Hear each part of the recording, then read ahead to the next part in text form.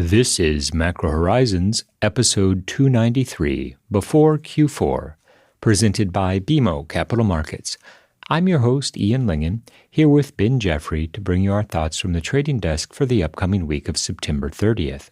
And as the third quarter comes to an end and our attention quickly shifts towards Halloween, it's notable that this year's top 10 costumes include Ghostbusters.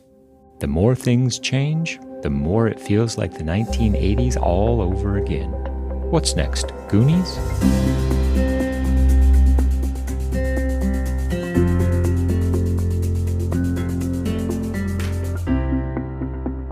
Each week, we offer an updated view on the U.S. rates market and a bad joke or two. But more importantly, the show is centered on responding directly to questions submitted by listeners and clients.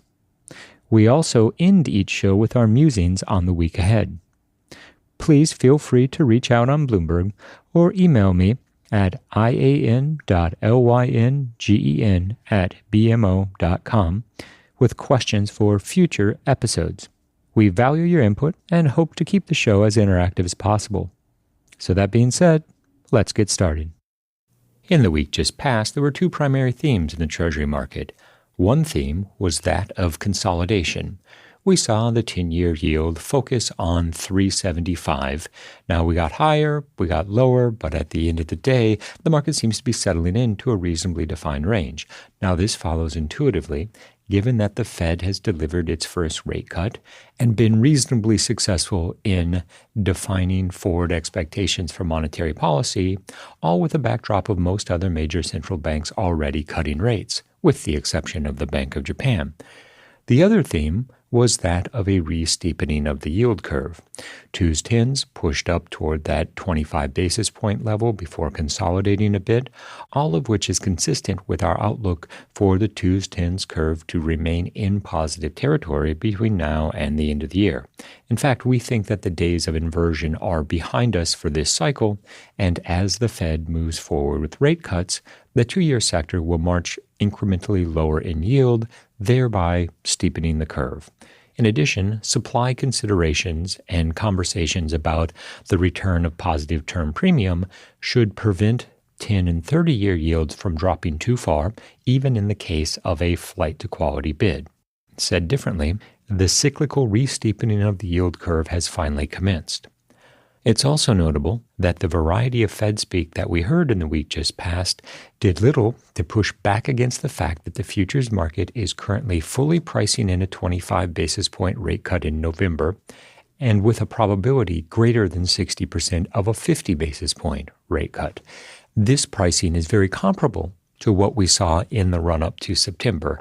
And in the event that this pricing holds, we think that it's highly likely that the Fed delivers another 50 basis point rate cut. That being said, there's little question that the Fed is squarely in data-dependent mode, and therefore the probability that the market is pricing in will simply be a function of how the realized data performs.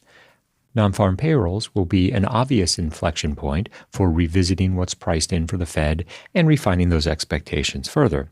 And of course, the October 10th release of core CPI will also be instrumental in setting those expectations. Let us not forget that the Fed will also have the additional data input of the October payrolls release, which comes out on the 1st of November. So this implies an atypical amount of clarity on the jobs front for the Fed's next decision, and also leaves wide open the debate whether or not the Fed will go 25 or 50. One thing that is abundantly clear, however, is that the Fed will cut in November, and it's only a question of magnitude at this stage. Well, the market has had a little bit over a week to digest the first rate cut of the cycle, with now the benefit of August's core PCE data, and frankly, the biggest takeaway from this week has been what's increasingly seeming to be a durable range in treasuries, with 10-year yields holding steady between, call it, 370 and 380, and if anything, the unifying theme of our conversations with clients this week has been, can the market not really sell off, or can the market not really rally? So to put that in another way, it's been a range trading environment even after the core PCE data, and there's little reason to expect that will change barring any unforeseen surprise ahead of next week's payrolls report. There's also an embedded question within the market's price action, and that question is, can the Fed afford not to go 25, or can the Fed afford not to go 50? And I think that question is going to define the trading range between now and the point when the FOMC meets and decides on the next move. Our base case scenario at this point, frankly, is that 50 basis points has become the new 25, and barring an upside surprise in either the labor market data or the next core inflation read, that the path of least resistance is to deliver another 50 basis point move. It's worth putting the concept of front-loading rate cuts into what we're assuming is going to be a cycle that brings Fed funds back to the Fed's definition of neutral, which is a range, let's call it 2.75 to 3%.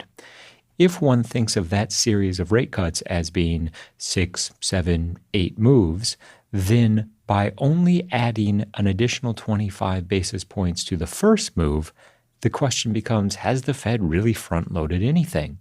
Or was the Fed attempting to set 50 basis points as the temporary new norm until they sufficiently front-loaded rate cuts to a point that the committee becomes comfortable downshifting to 25 basis point moves? Now, nothing that has come out of the Fed over the course of the last week has pushed back against the idea that 50 might be the new 25, and unless and until the combination of the economic data and the incoming Fed rhetoric pushes back against 50, we're comfortable using that as our base case. And obviously the path matters, and the path of policy rates will especially matter over the next several quarters as we get the answer to exactly that question, Ian, whether or not 50 is the new 25. But beyond that, and looking ahead into next year, the next big Fed unknown is going to be where it is that policy rates are going to end up. And implicit in that conversation is the continuing debate around how our star may or may not have moved on the other side of the pandemic. But for the time being, by pretty much any measure, monetary policy remains in restrictive territory, and even after potentially another few 50 basis point rate cuts, we're likely going to still have Fed funds above most estimates of neutral, and especially if we continue to see inflation trend down, the real policy rate is going to remain elevated as well. So while yes, neutral rates will certainly feature prominently in the market's discussion over the next few quarters, for now, it's the level of restrictiveness and the real economy's evolving response to policy rates that have only just come off their highest level in a few decades that's going to drive the price action in outright rates and the shape of the curve between now and the end of the year.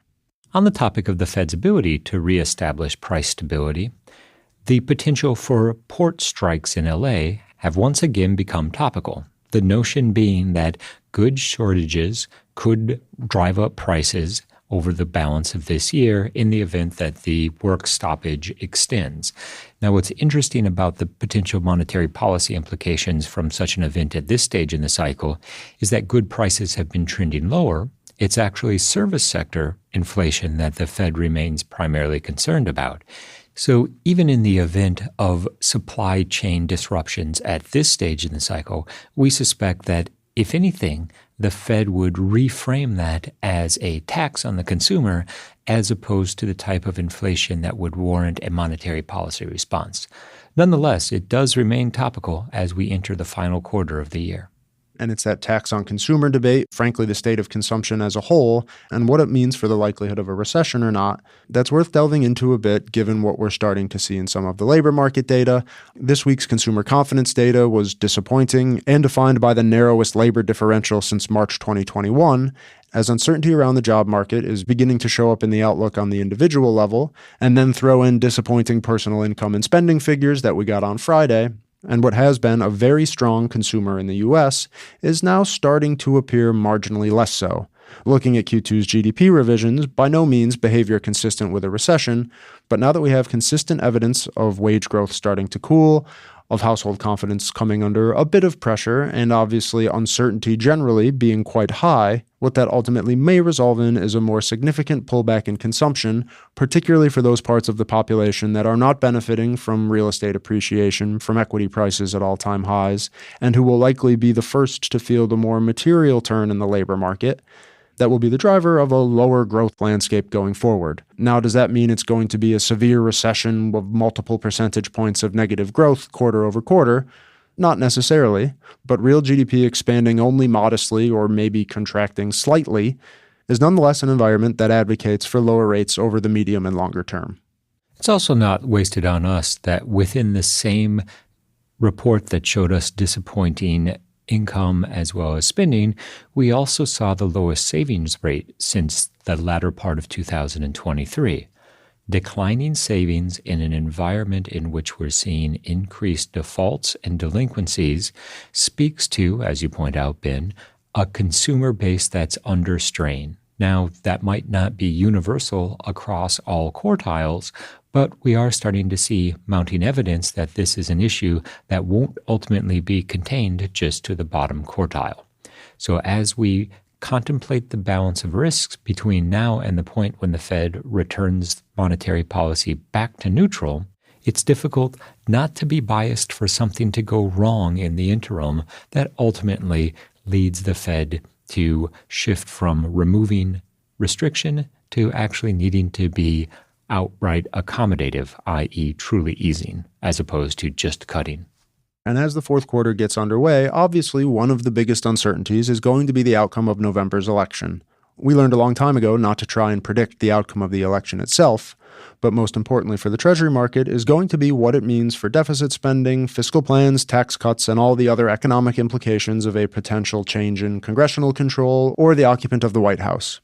As we think about the Treasury supply dynamics surrounding the election, what really comes to mind is that whether Trump or Harris are victorious, large deficits are going to continue to be a feature of U.S. fiscal policy for at least the next 4 years, if not beyond. And so while there's certain to be a lot of discussion around what the election means for auction sizes, we would actually argue one of the more significant economic impacts of whatever political changes ultimately come to pass will be from the angle of growth and the impact that fiscal spending has on the aggregate economy, as opposed to specifically the Treasury Department's borrowing needs. So increases in growth, refining estimates around personal consumption resulting from tax cuts, it's these factors that will likely be more impactful in the event either party sweeps the executive and legislative branches. But for that, and in keeping with our near-term range trading bias, we're going to have to wait and see. This also raises the nearly age-old question, who's going to be the marginal buyer as the Treasury Department increases its auction sizes? What we have seen recently via the MOF data from Japan is that Japanese investors have, once again, stepped up and been buying overseas notes and bonds. In fact, we have seen net buying during 6 of the last 7 weeks for a total of $64 billion. Now, presumably, the vast majority of that is going into treasuries, as has historically been the case, and that also conforms with the price action in the run-up to the FOMC's September decision. Now, whether or not the post-Fed price action has been more about profit-taking and position squaring as opposed to anything else remains to be seen, and we expect that question will be resolved in the response to the non-farm payrolls print. And we mentioned it earlier, but this week's conversation wouldn't be complete without revisiting an equity market that's at record highs, given what that means for the wealth effect and the overall level of financial conditions, particularly in the context of a 50 basis point rate cut to not risk triggering a material tightening of financial conditions. Between the move toward lower real rates and the rally in equities, there's little debate that the overall level of financial conditions remains quite easy. And as we think about the Fed's less discussed shadow third mandate, which is the effective functioning of financial markets, from that perspective at least, conditions are easy enough, market functioning is still relatively resilient, that the policy response we're going to get over the next few meetings is hopefully not going to be a result of market volatility. Instead, it's payrolls on Friday and the validation Powell will or won't receive in terms of his concern about the labor market that will likely be most influential in determining whether 10-year yields stage another approach of 4% or if 350 is going to be the next stop. I do think that it's difficult to understate the impact of the wealth effect. I know personally the recent rally in the stock market has brought forward my retirement date by 5 years. What was 2075 is now 2070. And I'll see you in 2096. In the week ahead, the Treasury market will be almost exclusively focused on the September payrolls report. As it currently stands, expectations are for roughly 125,000 jobs to be added to aggregate payrolls and for the unemployment rate to be unchanged at 4.2%. Recall that the SOM rule has been triggered and the 3-month moving average of the unemployment rate is now 57 basis points off of the 12-month trailing low. Now, historically, this has been a clear indication that the economy was slipping into a recession. The primary counterpoint, and it's a valid one, is that the outright level of the unemployment rate is still so low that a recession shouldn't be a foregone conclusion. And in fact, one could argue that this is precisely why the Fed was willing to start with a 50 basis point rate hike in September and leave open the possibility of another 50 basis point move or two by the end of the year. Said differently, the Fed is doing what it can to ensure a soft landing in the event that one is actually attainable. We offer that last caveat simply because of the delayed impact of monetary policy. In effect, the rate cuts that the Fed is delivering at this moment are unlikely to feed through to the real economy until the latter half of 2025. So what we will see in terms of the real data over the next several months will be how resilient the real economy was to Fed funds at terminal for 14 months. The week ahead also has a variety of Fed speak, none of which we anticipate will deviate from the broader messaging, and the messaging being that the Fed is in rate-cutting mode, the direction of travel is clear, the magnitude of the rate cuts will be a function of the evolution of the real economy, and the final destination, i.e. terminal on the downside, is anticipated to be neutral, which the Fed has defined as 2.75 to 3%. The obvious risk associated with this is that the economic outlook dims more dramatically than expected. Presumably, this would be associated with a spike in the unemployment rate, which underscores the market's focus on the employment landscape and the BLS report on Friday. Let us not forget that we have the ISM series, both manufacturing and services ISM, which as sentiment indicators from the business sector have been influential in setting the tone for U.S. rates. That being said, there's an argument to be made that the manufacturing sector has been contracting for some time, and that contrasts with the strength in the service sector. Investors will also be watching the JOLTS release, particularly the quits rate within that series, which has declined back to pre-pandemic levels and suggests that the Fed's efforts to restore balance into the labor market have been successful. The biggest risk in this context is that the momentum overcompensates on the downside. We've reached the point in this week's episode where we'd like to offer our sincere thanks and condolences to anyone who has managed to make it this far. And as the fall sets in and the days get shorter, rest assured that the Macro Horizons legal disclaimer will stay the same length. It just feels a bit longer.